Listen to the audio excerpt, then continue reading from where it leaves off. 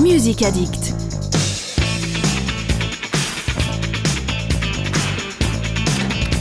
Bonjour à tous, bonjour Juliette. Bonjour Nicolas, bonjour tout le monde. Bienvenue dans le Sun Music Addict. On est ensemble jusqu'aux environs de 18h45 et aujourd'hui on reçoit After the Biz. Exactement, formation surprenante qui mêle guitare, chant et harpe. After the Biz évolue dans un univers folk délicat qui s'autorise quelques incartades rock. Alexandra Guillot, chanteuse et guitariste du projet, en est à l'origine. Elle co-compose aujourd'hui avec la harpiste Cécile Graveau. Les deux artistes du duo After the Biz, littéralement après les abeilles, explorent l'insondable monde du vivant dans un spectacle immersif. Excusez-moi, il est tard.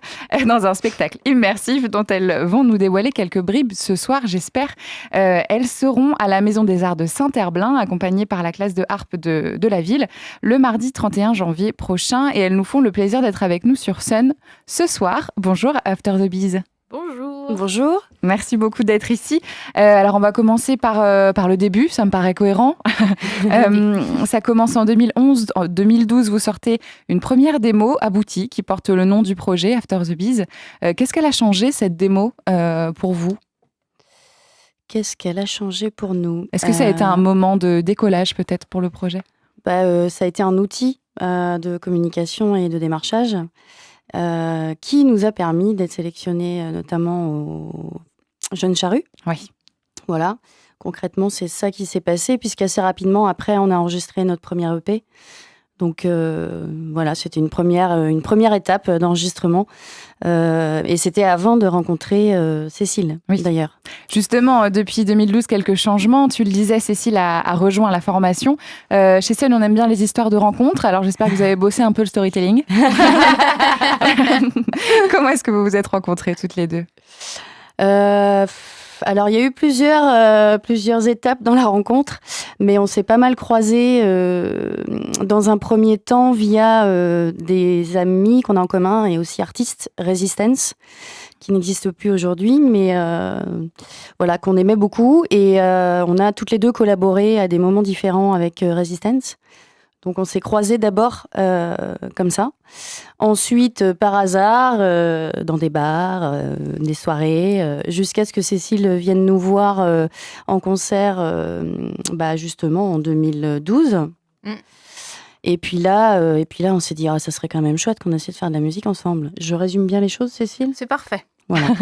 Tu te souviens, toi, Cécile, de ce concert où tu es allée les voir Ah bah oui, moi j'étais dans un projet qui venait de s'arrêter. Et puis j'étais justement en attente de ça, d'une rencontre de ce type-là. Et puis oui, ça a mis du temps quand même à se faire parce que à l'époque du coup le projet c'était un duo.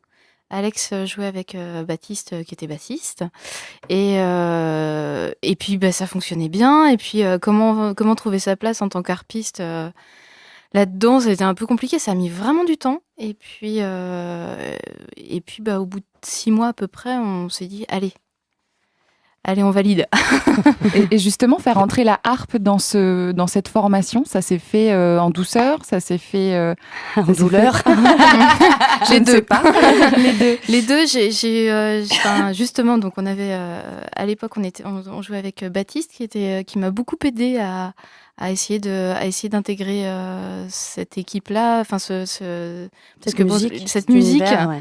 Parce qu'Alex avait déjà fait tout ce travail-là avec lui, et puis lui se sentait cette mission-là de passer le bâton. Il y avait quelque chose comme ça, donc c'était vraiment très très chouette cette période, et moi j'en ai un souvenir assez fort. Et voilà, je sais pas si je valide le storytelling, c'était bien. C'était bien. c'est excellent niveau. Ouais. Et pas mal de mouvements pour vous depuis les Jeunes Charrues, tu en parlais en 2013, vous avez été sélectionné au Chaînon Manquant, vous obtenez le soutien de salles importantes, le VIP à Saint-Nazaire, la Fabrique de la ville de Nantes. Et aujourd'hui, vous êtes suivi par LMP Musique. Vous êtes concrètement accompagné sur votre projet musical. Un beau parcours sur lequel s'appuyer là pour la suite. Et justement, la suite, vous la voyez comment ? La question est un peu vaste, mais c'est fait exprès. La suite, on la voit comment ? Alors, pour ma part, une de mes résolutions de ce début d'année, c'est de faire les choses sans stress. Et avec du temps. Et ça, c'est un peu du grand luxe, en fait. parce que c'est pas un milieu où c'est forcément réalisable, surtout quand on est en développement.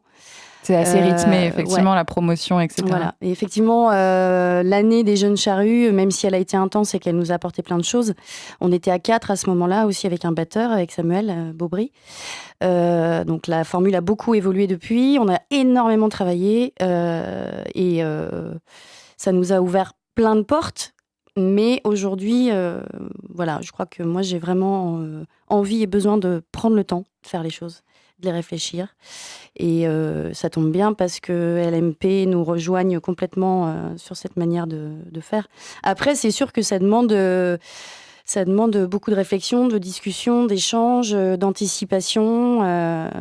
Parce que si on n'anticipe pas, on se retrouve toujours à faire les choses à l'arrache. Dans le rush. Dans le rush, et puis parce qu'il faut les faire, et puis parce qu'il faut avancer, et puis voilà. Mais c'est vrai que c'est un... Moi, je mesurais pas quand je suis entrée dans ce projet-là à quel point, quand on a un projet comme ça à cœur, un projet de musique, à quel point c'est un plein temps. Ouais. Vraiment. Et non, mais sérieux, c'est pas, je rigole pas quand je dis ça, c'est un plein temps. Moi, j'étais à plein temps à ce moment-là dans un autre boulot, et j'ai pas vu le jour, et j'en ai fait un burn-out. Alex en a fait un burn-out. L'investissement voilà, un zone. On a fait vraiment, on a vraiment, mais c'est, enfin, je le dis aussi pour ceux qui écoutent et qui ont un projet de musique, c'est du pas boulot, rien, c'est énormément de travail, quoi. Et aujourd'hui, tu disais donc, que vous aviez le luxe de pouvoir y consacrer beaucoup de temps. Est-ce que ça veut dire qu'aujourd'hui vous êtes affranchi de ces contraintes de la vie ordinaire, d'avoir un boulot, ou bien c'est un projet que vous menez à côté de votre vie Non, on est complètement dedans. À plein temps. On est intermittentes toutes les deux. Très Moi, bien. je suis aussi professeure de chant. C'est aussi quelque chose qui me tient à cœur et j'aime vraiment faire ça. Mais tout tourne autour de la musique. Et puis, on a surtout le luxe de faire plus de musique qu'avant, puisqu'on est entouré par LMP Musique. Ça fait 1 an et vraiment, il nous apporte énormément parce que je pense que quand on est un jeune projet, on fait tout et on fait pas que de la musique, loin de là. Et le fait d'être entouré par des gens qui prennent ça en charge, ça nous permet de refaire de la musique. Vous consacrez aux aspects artistiques. Voilà. Ouais. Et on l'a dit donc justement, et vous venez de le souligner à nouveau, vous avez reçu beaucoup de soutien de la part d'organismes publics, de collectivités, la ville de Clisson, la région des Pays de la Loire, de SMAC aussi, le VIP à Saint-Nazaire. Ça signifie quoi pour vous tout cet accompagnement ? Qu'est-ce que ça apporte, ces types d'accompagnement, par rapport à un groupe qui répète tout seul dans son studio ou dans son garage Alors, c'est pas tout à fait comme ça que ça se passe. Ce type d'accompagnement, il se fait pas, ça se fait pas que dans un sens. C'est nous qui sommes allés les chercher. Oui. Ces accompagnements, on est allés un à un, rencontrer les gens, faire des propositions, rencontrer des acteurs culturels, c'est des gens avant tout. Et des gens qui ont des beaux projets et qui parfois sont un peu seuls et qui ont aussi besoin de soutien d'artistes. Mine de rien, ça se passe dans les deux sens. Ouais, je pense Donc, à Clisson, ça a la été collaboration qu'on a eue avec Clisson. Ouais. On a fait énormément de choses avec eux et c'est vrai que tu as raison de dire ça parce qu'on s'est rendu compte que l'échange était important dans les deux sens. Qu'ils avaient c'est aussi pas un besoin don oui. c'est pas juste un don. Ah non, C'est un échange, vraiment. Ouais. Ça se passe dans les deux sens parce que on a fait beaucoup d'actions sur le terrain aussi. On a travaillé avec les gens qui étaient autour, enfin notamment à Clisson, on a beaucoup travaillé avec les gens qui étaient autour du moulin de Plessard, là où on répétait. Ce qu'on a demandé, en fait, à la base, on est allé demander une résidence de composition. On n'avait besoin de rien, sinon de prise de courant et d'un endroit où dormir et répéter au même endroit. Donc, il se trouvait qu'ils avaient des gîtes qui ne servaient pas trop et qui étaient un petit peu... qui servent pas beaucoup et qui pouvaient nous prêter ça. Donc, voilà. Au début, c'était juste ça. Donc, c'était pas un énorme investissement pour la ville.